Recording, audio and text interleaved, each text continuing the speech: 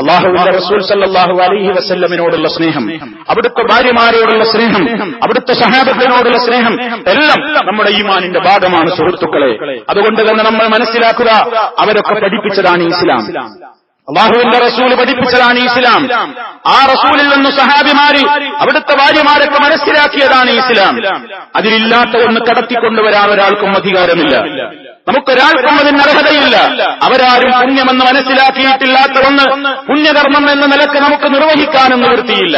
കഴിഞ്ഞ ഖുതുബയിൽ നമ്മൾ സൂചിപ്പിച്ചു, ശഅബാൻ മാസമാണിത്. ആ ശഅബാൻ മാസത്തിന് പ്രത്യേകതയുണ്ട്. കൂടുതൽ നോമ്പനുഷ്ഠിച്ചുകൊണ്ട് നമ്മൾ അതിനോട് ആദരവ് കാണിക്കണം എന്ന് നബി സല്ലല്ലാഹു അലൈഹി വസല്ലമിന്റെ ചര്യ കഴിഞ്ഞ ഖുതുബയിലൂടെ നമ്മൾ മനസ്സിലാക്കുകയുണ്ടായി. അതേ അവസരത്തിൽ മഹാനായ നബി സല്ലല്ലാഹു അലൈഹി വസല്ലമിനോ അവിടുത്തെ പ്രിയപ്പെട്ട ഭാര്യമാരായ നമ്മുടെ ഉമ്മമാർക്കോ പരിചയമില്ലാത്ത ചില ആചാരങ്ങളും അനുഷ്ഠാനങ്ങളും കാര്യങ്ങളുമൊക്കെ ശഅബാൻ 15 രാത്രിയിൽ, ബറാത്ത് രാവെന്ന പേരിലുള്ള ചില രാത്രിയിൽ ചില ആളുകൾ ചെയ്തു വരുന്നുണ്ട്. അന്നത്തെ ദിവസം ഇശാ മഗ്രിബിന്റെ ഇടയിൽ 3 യാസീൻ ഓതണം, അത് സുന്നത്താണെന്ന് പഠിപ്പിക്കുന്നുണ്ട്. ഒരു യാസീൻ, ഒന്ന് മനുഷ്യന് ആയുസ് വർദ്ധിച്ചു കിട്ടാൻ, രണ്ടാമത്തത് അവന്റെ റിസ്ഖ് ഭക്ഷണം വിശാലമാകാൻ, മൂന്നാമത്തത് ആഖിബത്ത് നന്നായി നല്ല നിലക്ക് മരിക്കാൻ. ഈ ഉദ്ദേശാർത്ഥം 3 യാസീൻ ഓതണം എന്ന് പഠിപ്പിക്കുന്നുണ്ട്. സൂറത്തുൽ ദുഖാൻ ഒരു തവണ ഓതണം എന്ന് പറയുന്നവരുണ്ട്. യാ ഹയ്യു യാ ഖയ്യൂം റഹ്മതിക അസ്തഗീസ് എന്ന് 100 തവണ പറയണമെന്ന് പറയുന്നവരുണ്ട്.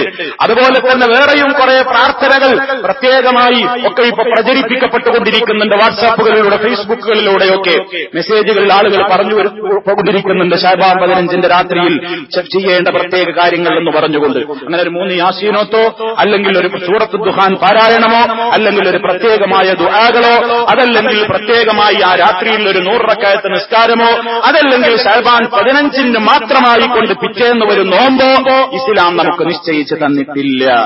എല്ലാ മാസവും 13-നും 14-നും 15-നും നോമ്പനുഷ്ഠിക്കുന്നവർക്ക് ഈ മാസവും 13-ഉം 14-ഉം 15-ഉം എന്ന നിലക്ക് 15-ന് നോമ്പനുഷ്ഠിക്കാമെന്നതല്ലാതെ അതൊന്നുമില്ലാതെ 15-ന് മാത്രം ഒരു നോമ്പ് സുന്നത്തെന്ന നിലക്ക് നബി സല്ലല്ലാഹു അലൈഹി വസല്ലം പഠിപ്പിച്ചിട്ടില്ല. അല്ലാഹുവിന്റെ റസൂൽ സല്ലല്ലാഹു അലൈഹി വസല്ലം ദീനാക്കിയതാണ് ദീൻ. അവിടുത്തേക്കാണ് അല്ലാഹുവിന്റെ വഹി ലഭ്യമായിട്ടുള്ളത്.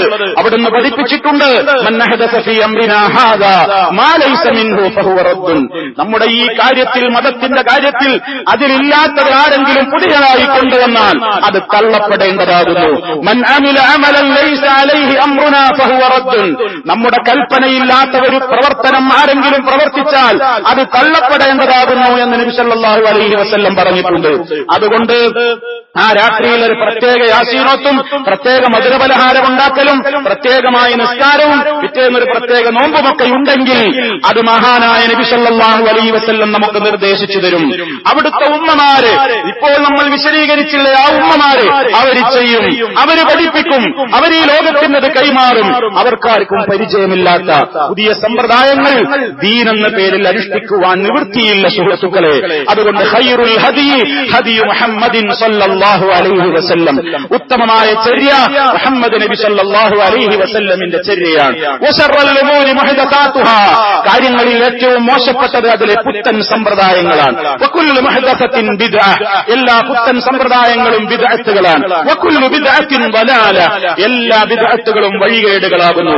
മറ്റൊരു റിപ്പോർട്ടിൽ കാണാം, വകുല്ലു ദലാലത്തിൻ ഫിന്നാർ, എല്ലാ വഴികേടുകളും നരകത്തിലാകുന്നു. അതുകൊണ്ട് സുഹൃത്തുക്കളെ, നാം ഉള്ളത് അനുഷ്ഠിക്കുക. ആരും തെറ്റിദ്ധരിക്കരുത്, ഒരു യാസീനോദിയ എന്താ കുഴപ്പം, ഒരു നോമ്പെടുക്കല്ലേ, ഒരു 100 റക്അത്ത് നിസ്കരിക്കല്ലേ, അതിലുള്ള കുഴപ്പം പ്രവാചക മാതൃകയില്ലാത്ത ഒന്ന് പുണ്യം എന്ന നിലക്ക് നമുക്ക് ചെയ്യാൻ നിവൃത്തിയില്ല. യാസീനും ഖുർആനും ഒക്കെ നിങ്ങൾ എപ്പോഴും ഓതിക്കോളൂ. തിങ്കളും വ്യാഴവും ഒക്കെ നിങ്ങൾ സുന്നത്ത് നോമ്പെടുത്തോളൂ. ഒന്നിടവിട്ട് നോമ്പനുഷ്ഠിക്കാൻ കഴിയുമോ അനുഷ്ഠിച്ചോളൂ. പുണ്യങ്ങളെ ഒന്നും തടയുന്നില്ല. പക്ഷേ ഏതെങ്കിലും ഒരു രാത്രിയിൽ ഇങ്ങനെ പ്രത്യേകം ചെയ്യൽ സുന്നത്തുണ്ട്, ഏതെങ്കിലും ഒരു പകലിൽ ഇങ്ങനെ പ്രത്യേകം ചെയ്യൽ സുന്നത്തുണ്ട് എന്ന് പറയണമെങ്കിൽ അത് മഹാനായ റബ്ബുൽ ആലമീൻ അവിടുത്തെ റസൂൽ സല്ലല്ലാഹു അലൈഹി വസല്ലമിന് വഹി കൊടുത്ത് അവിടുന്ന് നമുക്ക് പഠിപ്പിച്ച് തരണം. അങ്ങനെ ഒന്ന് കുറ്റമറ്റ രീതിയിൽ റിപ്പോർട്ട് ചെയ്യപ്പെട്ടിട്ടില്ല. അത് നമ്മൾ മനസ്സിലാക്കിക്കൊണ്ട് യഥാർത്ഥമായ അല്ലാഹുവിന്റെ പ്രവാചകൻ സല്ലല്ലാഹു അലൈഹി വസല്ലമിന്റെ സരണിയെ മനസ്സിലാക്കുകയും പിന്തുടരുകയും ചെയ്യുക. അതിലാണ് ഖൈറുള്ളത്. അല്ലാഹു ആ ഖൈറ് അനുഷ്ഠിക്കുന്ന, ഖൈറിനെ പിന്തുടരുന്ന യഥാർത്ഥ സത്യവിശ്വാസികളിൽ നമ്മെ ഓരോരുത്തരെയും ഉൾപ്പെടുത്തി അനുഗ്രഹിക്കുമാറാകട്ടെ.